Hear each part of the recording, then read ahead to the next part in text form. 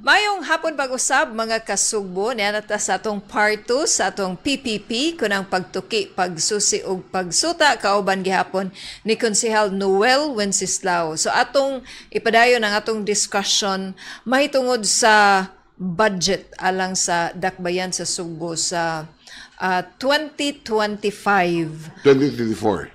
Yes, nag-una ko. 2024. So, Konsehal Noel, ang budget sa Konseho last year, 2023, was 50 billion. Yes, that was 50 billion ang na-approve na mo. It was proposed by the mayor, 50, then i-approve siya namang 50 billion. Karon, tuiga, ang gi-propose sa mayor was, the proposal of the executive was 100 billion. But then, we only appropriated 25 billion. Okay. Ngano? Ngano man. Okay. Ang ato magyong reason is because once we approve the budget, we always look at sa atong gitawag na to og collection efficiency, no? So nakita magud na to sa katong 2023 nga ang atong nakolekta was the last time we had a budget hearing was in I think November, no? 8 billion ra kapin ang kwarta sa ang nakolekta. Then 8 billion ya natay gi-budget na 50 billion, so dako kay disparity. So mo na nga ang rason man gud sa disparity, it's because nga wa man ginato ma-approve ang katong RPT. Ya bag-o pasad nagsugod o wa pa gyud ma-fully implement kanang sayaw sa buhis nga gipahigayon sa atong executive department, no? So mo na nga wa gyud na to makuha ang target na to nga sa 50 billion. Okay. So it's because of that, no? Ang konseho, since many councilor are conservative, no? Ningon ang konseho nga we will just approve 25 billion. Okay. Anyway, if there is an additional funds available, kung naay kwarta nga available pohon, then anytime the executive makahimo man o gitawag og supplemental budget. Yes. So one na siya problema, like for example karong February naaman tay supplemental bonus, naasa tay gikinahanglan for our palaro. So mo na nga ang atong executive is now preparing for the supplemental budget number 1. Kay wa maning mga kaning mga items nga for appropriation nga na hilatid adtong annual budget. No? Sir, please explain para namo nga mga ordinaryo nga tao kung pananglitan na ay supplemental budget. Kani nga supplemental budget, dili pud ni siya mo exceed as to what is the need kung ngano nga na ay supplemental budget. Well, number 1, ang supplemental budget, gikinahanglan na siya because it is needed. No? Nya, wala na siya budgetary nga na-approve atong pag-annual budget or the past budget nga available. Ya kinahanglan kayo. Like example, kaning atong bonus nga para sa atong mga kawani. Karong umaabot nga Charter Day. Wa man nato ni ma-appeal sa annual budget sa 2024. So kinahanglan ni supplemental budget. Unya karon umaabot ang atong palaro. Ya kita may host ang syudad. So kinahanglan sa ta og kwarta kay nama may uban ang uban na budgetan na to, like atong pag-renovate na to sa oval, no? Pagitrabaho naman ganiron. Pero naapay uban nga mga infrastructure nga gikinahanglan na to sa palaro nga wa na to ma-appeal og budget sa 2024. Mo nang gikinahanglan gyud nato ang supplemental budget, no? Pero ato sa natanahon ang supplemental budget o pilay gikinahanglan nila versus the source of funds kung naabagi available nga kwarta nga additional nga para ikagahin ani nga budget nga Budget. gipahigayon sa atong executive department. So kaning supplemental budget, sir, wala ni siya kanang like say limit as Wala long na as siya- there is wala, a need. There is a need and the source of funds is available. So, what is the problema? If there is a need, okay, tanawon man nato nga ang need kikinahanglan bagyod, then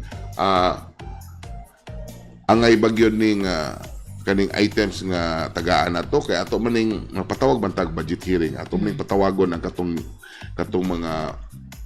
mga departments nga nakinahanglan niya ato sang tanaw ng source of funds unsay kwarta nga gikinahanglan ni panalitan mingon nga kinahanglan nig 300 million nabatay 300 million nga ikagasto aning budget. Okay. Kung pananglitan, sir, na ay kanang like say for example mga unforeseen like calamities, for example. Yes, ang kanang unforeseen calamities naa na tay gi-budget daan kay under the law og pilay propose sa executive 5% goes to the disaster, no, ato nang gipreparahan. Like for example karong 2024 ang atong proposal sa executive was 100 billion. Okay. 5% of that is 5 billion. So gigahinan natong 5 billion ang atong disaster for our disaster budget. Unya out of that ilan ang bahin-bahinon na atay gitawag og para sa calamity preparation, nasa tayo gitawag og quick response relief funds. Kanang quick release nga in kasog na ay kalamidad nga mahitabo simba ko lang, Or sunog, kanang mga sunog. sunog or landslide or whatever calamities nga mahitabo o bagyo ano ba, so naa din tayo magamit ka kwarta Diha-diha. diha dayon without going through sa konseho, no, kay kinahanglan makay na, no. So ang atong disaster o ang atong DSWs nagprepara na sila, kay yung simbakog na ay mga kalamidad mahitabo ready na dayon nga mahatag nato sa atong mga katawhan. Years back atong moingon nga nagdago gani nga mga calamities kinahanglan nga i-declare nga state of calamity ang usa ka area para nga ma-approve pa sa konseho ang pagpagawas og budget. So unsa man ni siya outside of the kuan or Yes, importante lang ni nga naamaguna sa balaod nga if there is a calamity then is either in the barangay or kuan kinahanglan naagi na declaration sa konseho mo agi gid na nga in the state of calamity kay para mogawas ng kwarta sa calamity funds. Pero as far as the budget is concerned, Nana. na. Okay.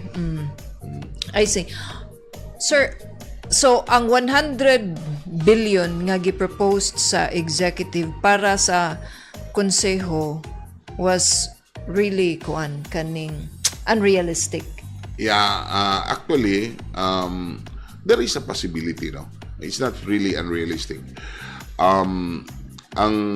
There is a possibility nga makuha na sa executive kay wa pa man ma-implement ang atong RPT, wa pa man sad ma-implement ang atong sayaw sa buhis, wala pa gyud magsugod, no?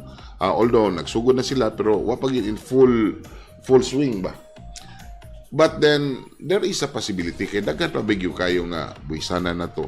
But then ang konseho just to be conservative kay in kasog dili makuha makaproblema ta. So Ganong it's better problema na man. makaproblema ta kay magbudget deficit dako kay atong gahin gi-approve niya magasto na to niya wala tay gamay yes. funds nga available. Whereas ato lang sa paggamyan ng atong gi-approve nga budget unya if there is an available funds mag-supplemental ta. So kuha na siya problema sa kuan kay makagamit ra man gihapon ta. Pero moagi lang proseso nga mag-supplemental budget ta. Just like what we are doing karon nga magpaabot mi nga naay supplemental budget number 1 nga paghimuon sa executive department. Okay. Sir, unsa may benefits di sa sayaw sa buhis? Well, okay. Ang kaning sayaw sa buhis is kining activity sa executive department, no, for revenue generation kay kung buto naon nato, no, number 1 in terms of businesses, no? Daghan kayong mga negosyante na to nga although ang uban, no? They are paying on time, nagbayad yun sila every year, ilag yung every year renew yun sila sa business permits nila. But there are also many nga still operating, nag-operate sila, pero ang ilang business permit are not renewed. Okay. So, ang sayo sa buhis are naana sila sa ground, mo check na sila. Now, that's for the business tax. Second, for the real property tax, no? Daghan sang mga propiedades din sa syudad, either structures, no, especially structures, machineries, nga sige ka-operate sila na ayuta o na ay balay, na ay machinery, pero adto nila wala na registro sa white tax declaration. Okay. So that's why ang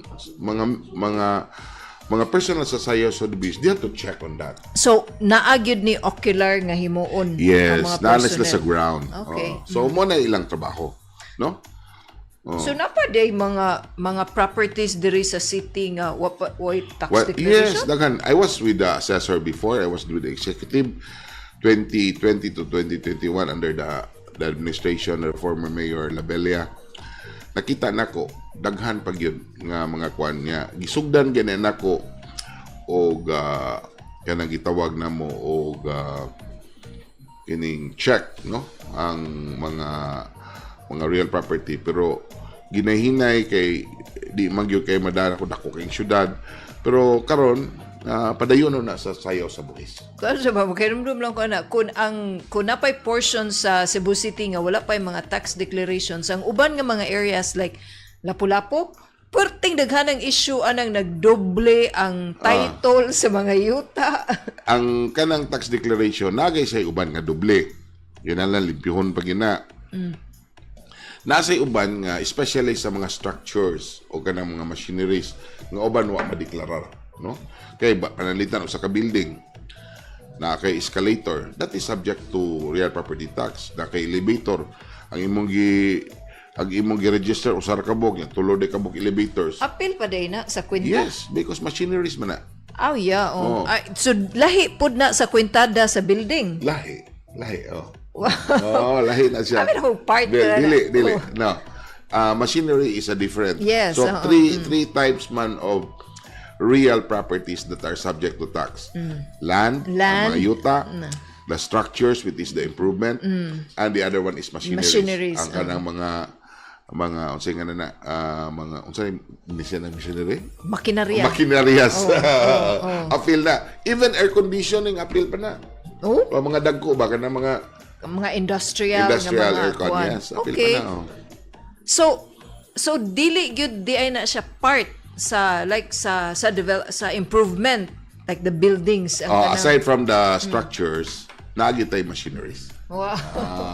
So kung naa kag Cebu City ang, by the way sir, sa real property tax, di ba ang Cebu City karon pa wa pa gyud gani, di ba? Wa pa gyud siya hingpit nga nakapatuman sa revision. Yeah, that's true. No, in fact, ako lang ginipibaw sa atong mga viewers, no. Sa tibuok Pilipinas, we are one of the highly urbanized cities.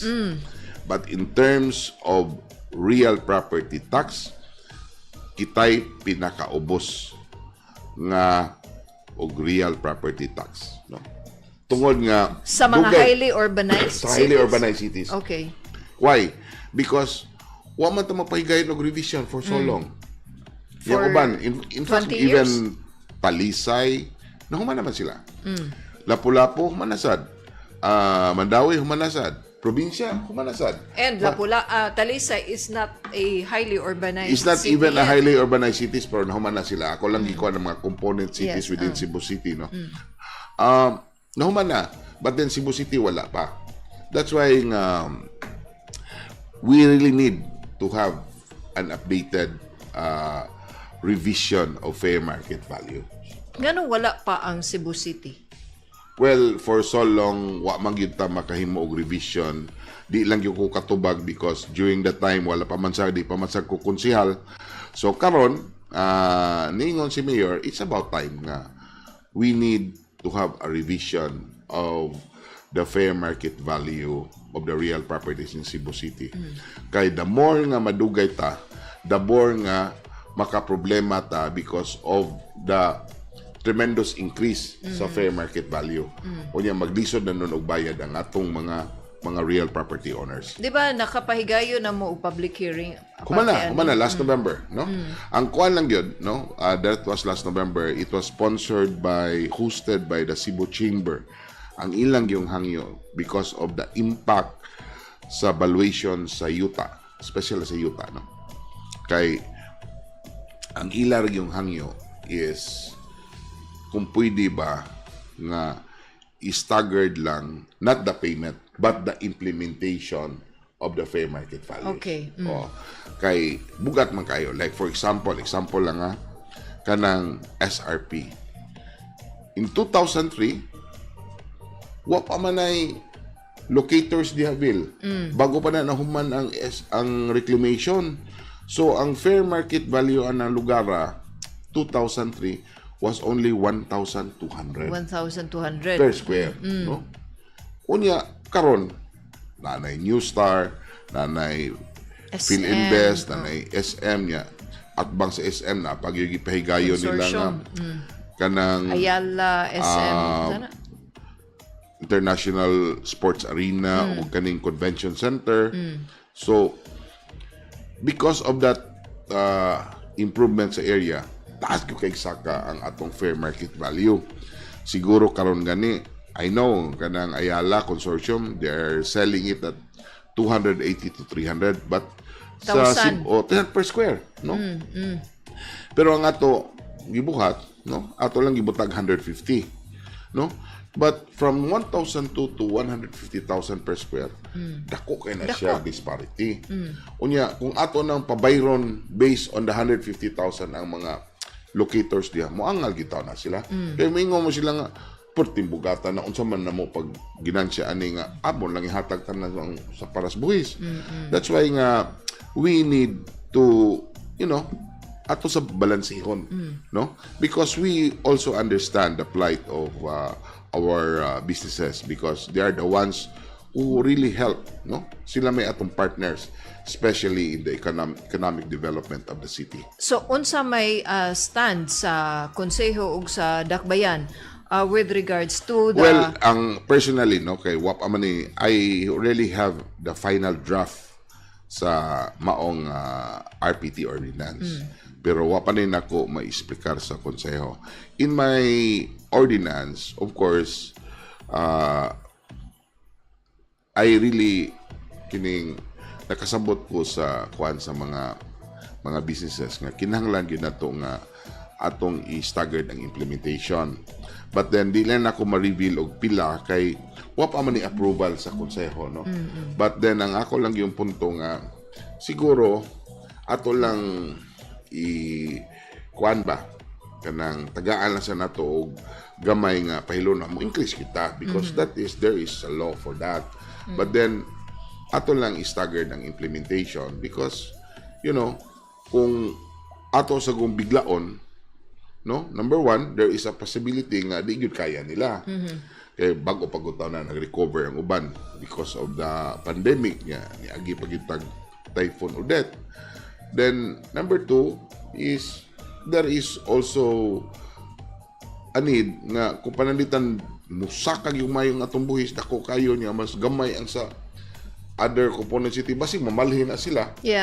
Maupod na hira. Wala tay imbis natin gamay makuha nila, wala natin makuha ato na sila lain nga LGU.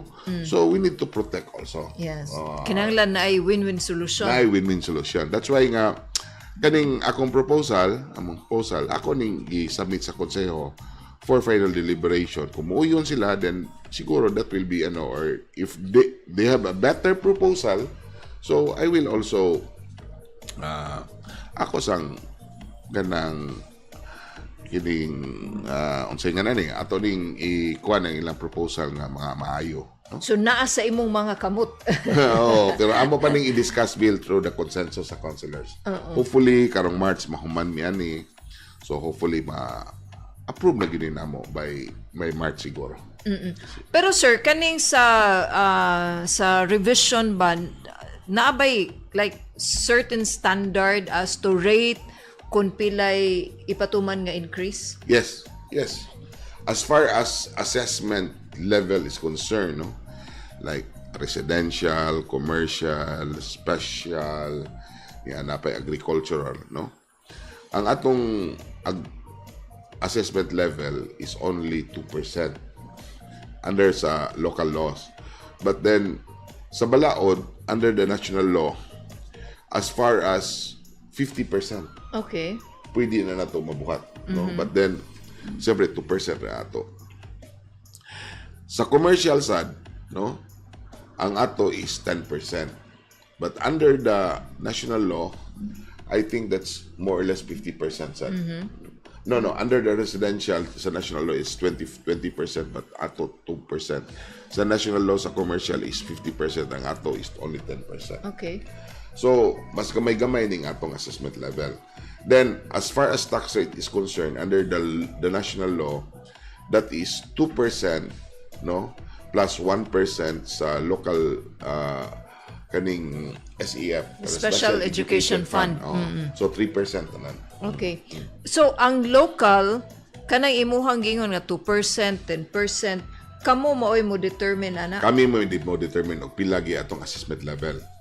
Lahi man ang assessment level kaya ang pagkuha gid sa real property tax is the present fair market value times assessment level. Pananglitan na kay 100 square meter nga yuta at ibutang na to 1,000 per square meter. 100 times 1,000, that's 100. Ilan na? 100,000 ba? 100,000. Yeah, times assessment level of 2%. 2%. So, ibutang na to 100,000 times 2%, that's 2,000. Yeah, ato nang i-compute sa tax rate na to of 3%. So, more or less, 2,000 times 3, na siya mga 60 pesos siguro. Inalala sa 100 square meter. Okay. That's how we compute the tax due for the real property tax. That's only an example. So, the local government code, pwede po siya mo increase or mo patuman sa same sa standard? Yes. Sa amin sa national. Natay murag range ba? Naghihatag ang national. Depende na sa local government unit o kung sa range kay ang talisay bitaw taas mo kay ilang. So with the revision karon pwede na nga pasakaan sa but city.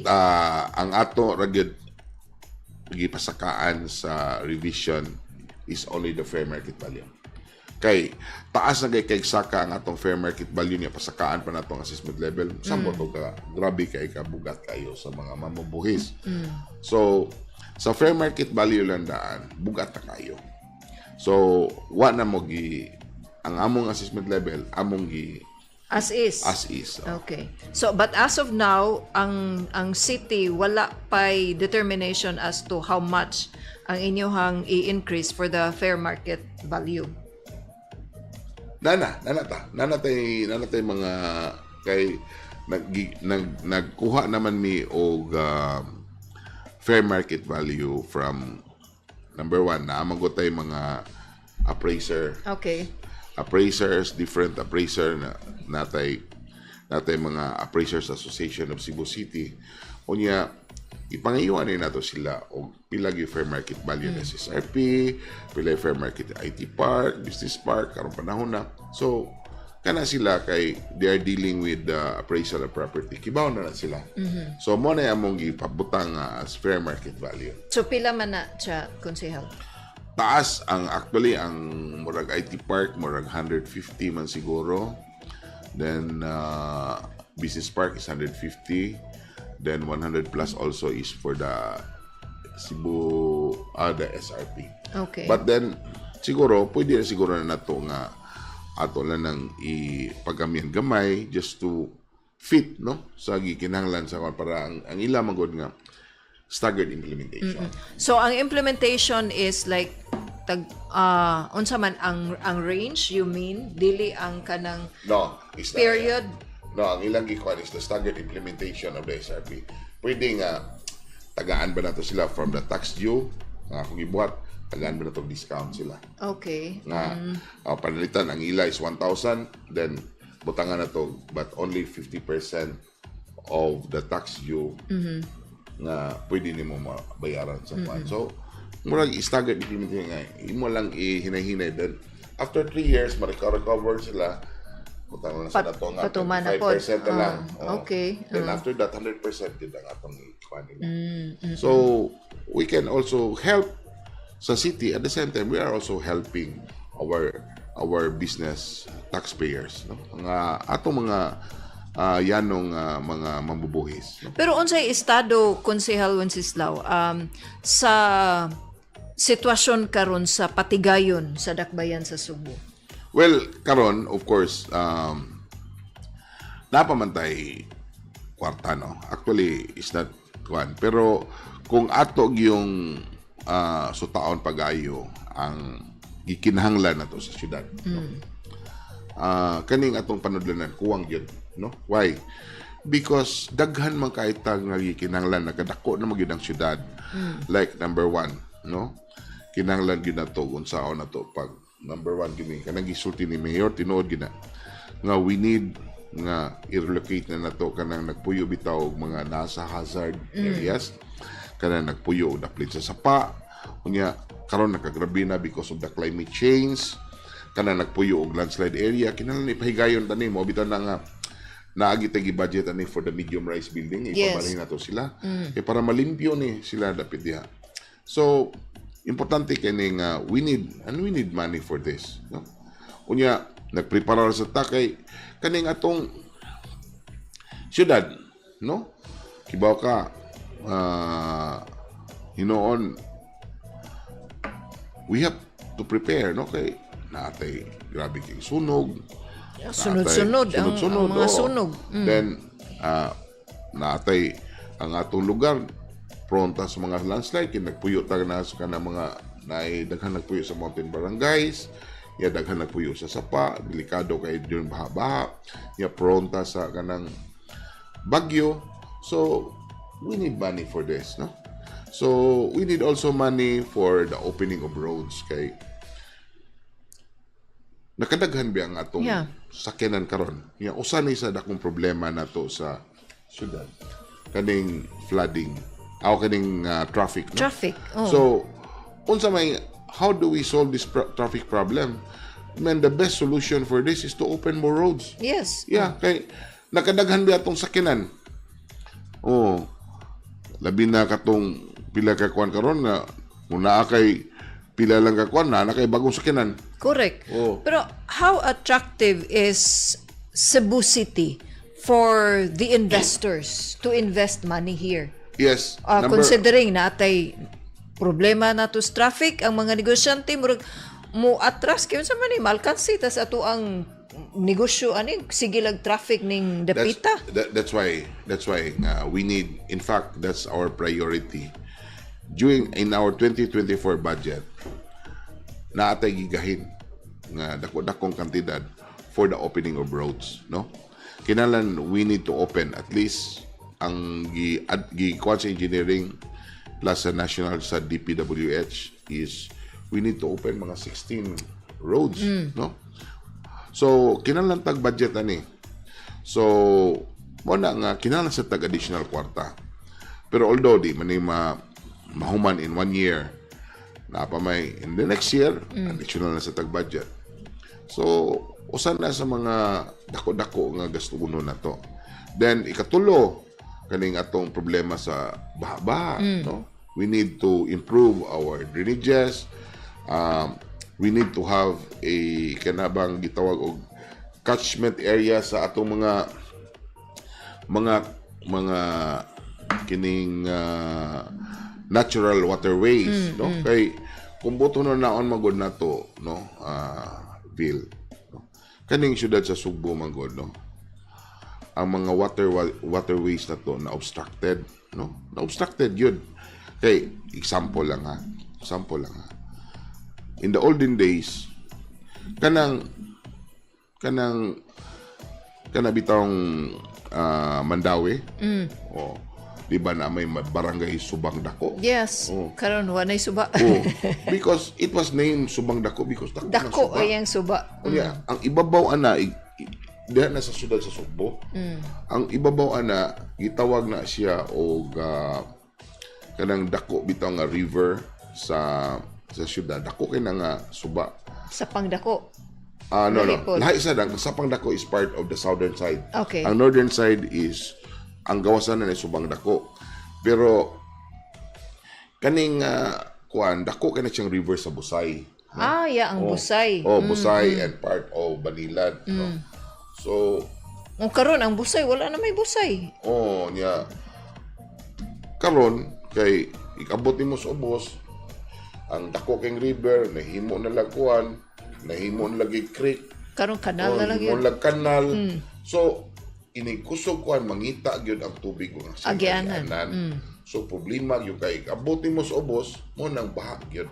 So that is the very reason why nga there is constant flooding. So what is the solution? What is the solution? Well, nakaistorya mi sa una because I was the chairman of the urban planning. The solution is to put up a catchment area in the upper side. Butangan na siya o kanabang murag agi sa baha, murag ato sa dito siya botoho okay. Then ang uban kay dito sa ubang countries kay lake kay ilang ibutang murag man-made lake. Ato sa sila mabutang dito, then once nga mo ato na dito, do din na kay mo baha kay ato mo pundo dito tubig. Then hinahina na siya o pangitag dagayday. And that is the very reason, and we need budget for that. We have identified areas nga kinahanglan na to catchment areas. So mo na mga basic but perennial unya gikinahanglan sa gyud kayo nga sulbahon nato nga mga problema, and this needs money, this needs budgetary for these items nga mapahigayon ni ang ato. But how considerate the council would be and the city would be to consider the sentiments of the businessmen nga kani, especially kung mo patuman na mo sa revised nga real property taxes nga nihangyo sila o gradual, yet we have here an immediate we have here a very perennial problem that needs immediate solution. Yeah, that's true. Well, mo bitaw nang we need to strike a balance between the need of the city and ang gikinahanglan sa mga atong mga taxpayers.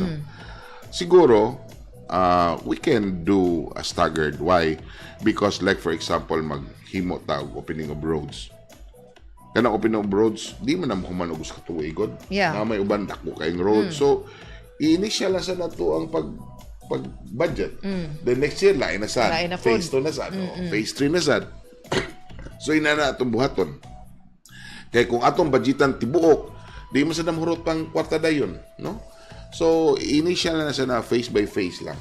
So, that's how can, because we cannot solve the problem overnight. Yeah. So kinahanglan na nato i-face by face na to, and hopefully tagano tong timetable nga mahuman gid nato ang problema. You were saying kanang inyo sabgitan-aw ang side sa business ba or sa other LGUs nga nag-offer og dili kayo taas nga kaning taxes nga posibleng kadtong mga negosyante nga naa diri sa Cebu City mobalhin didto. So far wala pa ba with this impending implementation sa real property, revised real property taxes? Imbis nga mamalin sila nakadaghan naman noon. Okay. Makita magyud nato Vil, no? Kita bitaw ko sa inyong video presentation. Kaloy sa Dios nakadaghan ang atong mga investor, nakadaghan atong mga negosyante Cebu. Why? Because number one, we are geographically located at the center of the Philippines. Yes. Onya, ikaduha sad, buyag, no? Modesty aside. May masad pagada, no? Although naatay di magid, we are not a perfect public servant, no? We're not a perfect public servant. Pero so far, we have been open and we are a consultative administration ni Mayor Rama nga maminaw sad mi sa yangongo labi na sa atong mga investors, atong mga negosyante, and the tax-paying public. Pero kani karong klase sa relationship sa between the executive and the legislative, Councilor Wenceslao, nindot sa, I would say nga nindot ni nga klase sa relationship kay dili mo mura lang og kanabang rubber stamp nya musugot ra sa ug unsa dayon. Kamo, you have the voice to say no o mopahibaw ngadto sa executive nga tay basa at ato sa ning klarohon sa buton sa ninato. Because ang ang ako sa mga kauban sa konseho, no, they are very independent minded, then we really approve maminaw sad mi sa tagsa and it's majority o unsay consensus sa mayoriya mo na among stand, no. Like for example in the last year budget, no, I was hoping it will be more than 25. Mo gute akong committee report. But then when I listen to the other councilors, especially on the collection of funds, I give in because nakita na ko nga sakto man sila. So I give in sa ko. Pero again, as you were saying, instead nga kanang unsa ni mo islag mas nagkadaghan pa ang mga investors nga musud or nisud. Nisud. In fact, makita na ko sa kanang drone bitaw, makita na ko la nindutan na sa syudad pero buyag ba niya murag makaingon mas ako nga murag kanang kuan sa kay ko, proud sa kay ko as one of the official of the city nga nakadaghan gyud ang atong mga businesses. Di pa man ingon ani nga katong panahon nga kapitan ko sa barangay sa pilam to katuig, sir. Dugay 13 years since 1994 nga 2007.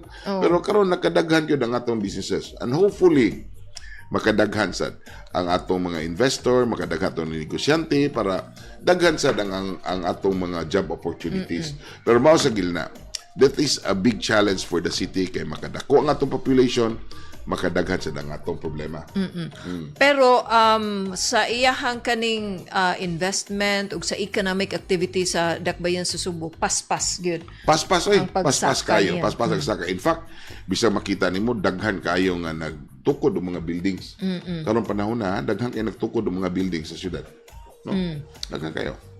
So kini karon konsehal by like say ang inyuhang implementation sa staggered basis sa real property taxes, unsa man na mo'y period as to...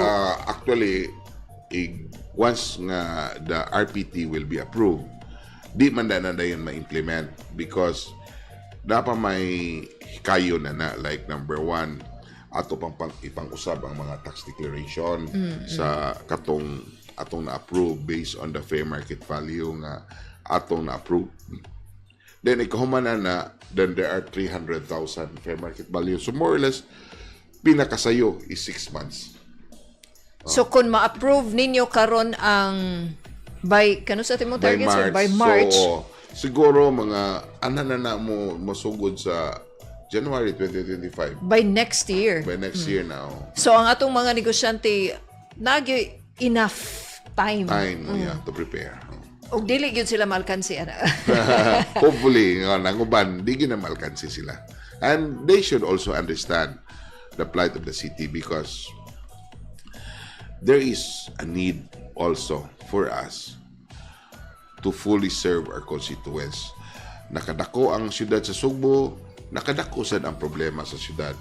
So because nakadakan ang problema sa syudad, we need more logistics, we need more money in order to serve o sa itong kinahanglan.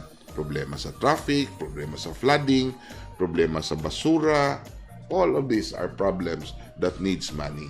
So kinahanglan mosabotan sila nga since we need og kwarta para papahigayon og nindot nga serbisyo sa atong syudad. So mora gini akong kuan bill nga I hope the taxing public will also understand no ang atong sitwasyon sa siyudad sa Cebu nga para mulambo ang atong siyudad, mulambo sa datong mga negosyo, mulambo sa atong mga katawhan sa siyudad. But I think ang dakbayan sa Cebu is considerate nga kanang nagtan-aw pod mo sa kuan pod kanang kaayuhan para sa mga, especially sa mga taxpayers. Nalang ko ipangutana, Konsehal, this is not about Cebu City but something about pagpatuman sa taxes ba, especially sa real property tax. Kung ang pananglitan, ari ko sa probinsya ako, concerning ako. Okay. Kay ang city, mga barangay, dili mano. Pero kaning sa probinsya, for example, kung ang provincial board mo patuman og this much, like say for example 1,000 nga increase sa real property because di sakasan ang na fair market value. Oblige ba ang mga LGU, ang mga lungsod nga mutuman ana? Yes, I think they are obliged. Why? Because ang lahi maguning ang probinsya, because whatever is approved by the provincial board, then tanan nga kuan gawas lang og independent city, like for example Cebu City is not already part of the province. Okay. So we have our own charter. So kung mag-increase ang probinsya, why labot ang siyudad sa Cebu? Why labot ang Lapu-Lapu? No? But I think Mandawi is still part, no? Ay moral Part pa. Kay kuan man siya, makabutar pero man siya sa Pero ang Talisay, governor. murag part pa. Component pa. Component city, component city pa. Part pa na sila. Kung mo increase ang probinsya, mo increase gid sila. Like pananglitan og 1,000, so ang mga lungsod mo patuman pod og 1,000 nga increase. Depende mo na, is not really 1,000, no. Naay siguro 1,000, naay sobra 1,000. Depende na og asa dapit, because every area has its own fair market value versus sa katong present fair market value. So, like for example sa siyudad, no, SRP. Ang present na to is 1,002. Unya, karon 150,000 na. Pila na ka percent? That's more than 10,000%. Diba? Pero kaning sa Amos or Helio, karon ang fair market value present is 5,000. Nya karon yung mag-ibotang 12,000. So 5,000 times 12,000, that's only 150%. No, more or less 150. So kani sa area na mo, ang increase niya is only 150.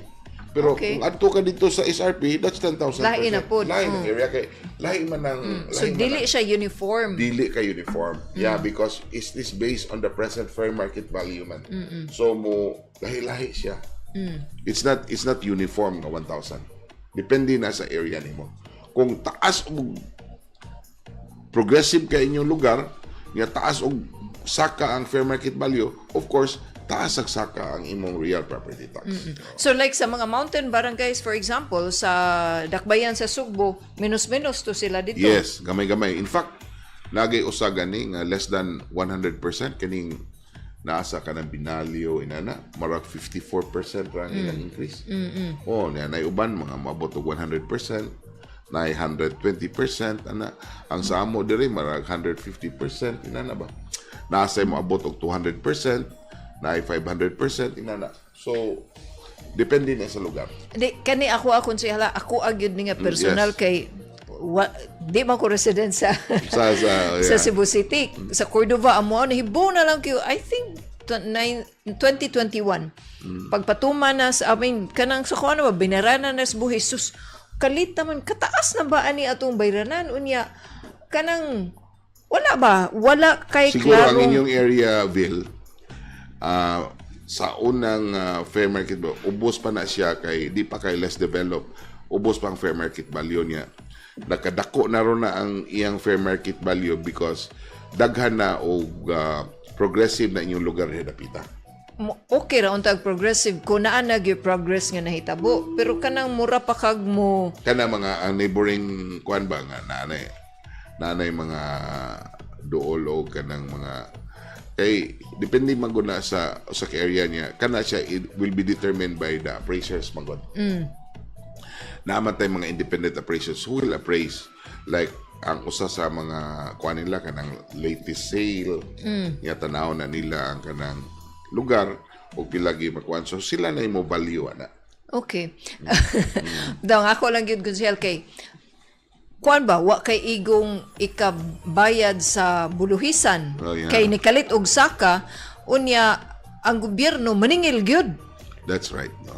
Asa makag ibayad kun ikaw mismo naatod kay tinuod na akay mga properties but kana nga properties dili pa nimo magamit tungod kay ang iyahang location dili pa siya ideal for such businesses or whatever, but you are obliged and compelled to pay your taxes. Yeah, that's why under sa city lang I can speak for the Cebu City. That's why sa Cebu City natay gitawag og pwede rin nimo bayaran ang buhis through installment 1 year para gaan-gaan na imong bayronon. Pwede sa ka mo bayad in full na may uban ka afford but then ako bitaw sa tinuod bill bayad ko installment man. Tinuod bill bayad ko installment. Pangutan na pa ng taga kuan dia bayad ko installment. Pwede ra ko mo bayad og installment. So gi-offer na sa Cebu City. Yes, offer na. Pwede na nimo mabayaran ni through installment payment. Good for 1 year. Imo lang tiwason in 1 year, no? Okay. Kuan sir, last na lang ni ako aghapon ni nga personal. Libong ko ba gibutang dito no? Assess sa to? Assessment level. Assessment ang value. akong bayranan gyud nga tax. Gibutang po dito special education SEF. 1%. Ang nakabutang diri sa ako like say for example 1,000. Ang napo diri sa PICAS is 1,000. Nya 1% raman ka na ang special education fund. So what is 1% of 1,000? Unsa man ang 1,000 ang fair market value? No, the assessed nga supposedly katong akong bayranan gyud nga buhis. Unya on top of the bayranan sa buhis is the special education fund. No, actually na once nga na kay assessment level, no? Ang imong fair market value times assessment level makakuha ka sa assessed value. From the assessed value of your property, like for example, your assessed value is 100,000. I-times na nimo 2% for the local taxes. Okay. Yeah, plus 100,000 plus 1% for the special education funds. So mo na tax yun nimo ang kanang sa local plus sa SEF, mo na tax yun nimo total. Pero maulang to gikalibgan nga naingon ako mao ni akong bayranan sa real property tax. Ingon mauna like example 1,000. Unya ang special education fund is also 1,000. Unya ni ko unsa man ang special education fund una ani kanang kuan rin bayranan gyud nimo. You'll get 1% of mas mayo siguro Bill ipangutan na gyud nimo sa kanang real property tax division sa Cordoba. Naam sila real property tax division. Ngano 1,000 dapat mas dako ta ang katong 2%. Yeah, 1%. Basig pareha ra basig ang kuha nila is 1% sa local kay pwede maka 1% sa local, 1% sa SEF. Depende na maximum of 3% man. Okay. Bitaw na ako gipangutana nga pipila ka mga konsehal. Sorry kayo ha kay concern is kuan. Nangutana ko gid kun wa gid ko mahatagi og sakto og klaro. There is a possibility nga ang ilang total tax is only 2%. But under the national law, it's 3%. Now, mo na siguro 1,000 the same is because possibly ang ilang local is not 2%, 1% ra. So, the same ra sa ECF, 1%. So, mo ng 2%. So, the same amount ang imong... okay, siguro. Siguro. Pero, mao na siya, ako mismo, konsehal, dili ko negosyante, pero makasabot ko somehow sa sentiments, especially sa mga dagko nga mga negosyante nga angal gami samot gami wa gyud kwarta ikabayad. It's true, diba? Bugat ba ginang buhis, no? But you know, Sa una, di pa ko public servant bill. Kalimtan na akong buhis. Kalimtan na ni mong babayad ba? Kay mura bag, wala na ba? But it's everybody's obligation. Yeah. It's our obligation to pay. No? Kay, angay maging natong tabangan sa nato ang atong syudad.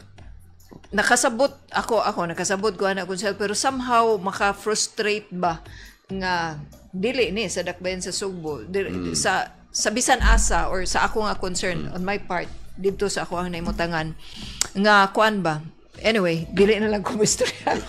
Pero mas nindot unta nga like naa kay klaro, na kay konkreto nga mga projects nga kay after all, these are our money that we give to the government para sa kaayuhan sa kadaghanan. So ginagmay ra tuod ang amo ang contribution, but hey, amo aning kwartang hinaguan hatagi pud mi sa sakto.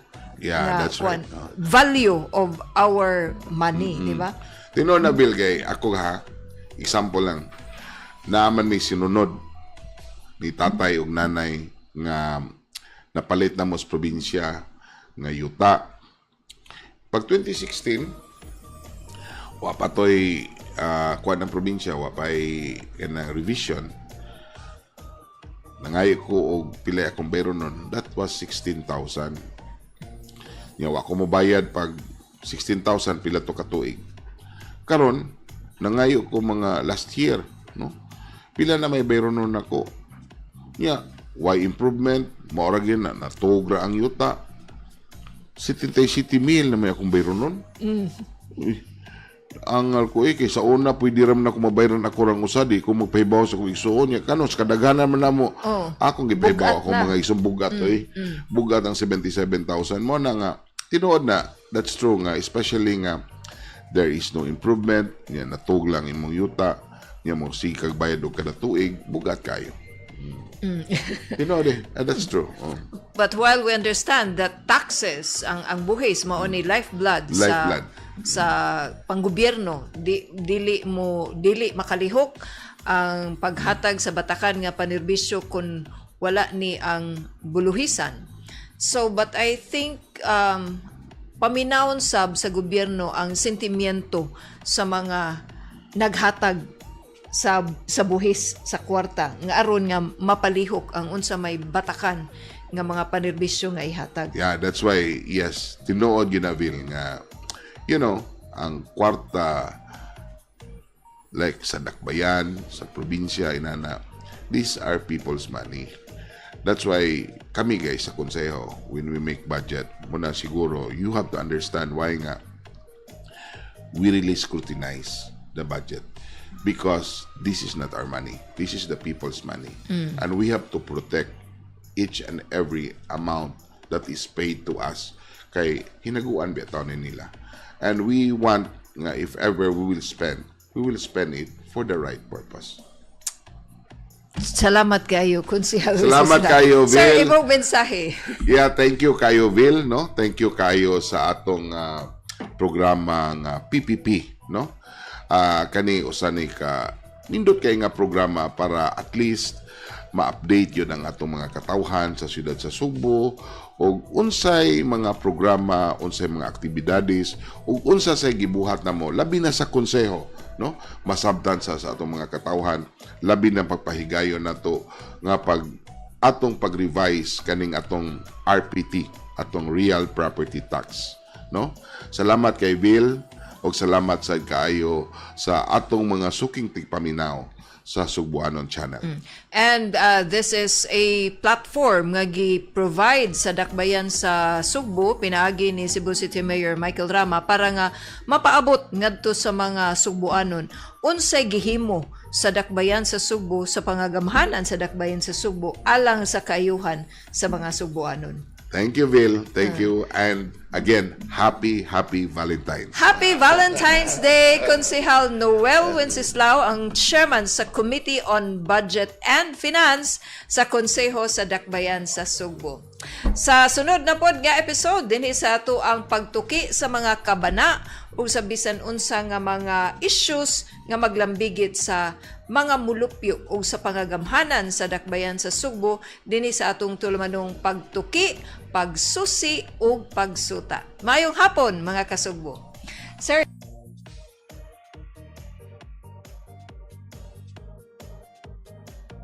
sa matag issue, mga kasayuran, mga pagduda, mga kabalaka, o mga chismis, kinahanglan ng pagtuki, pagsusi, ug pagsuta.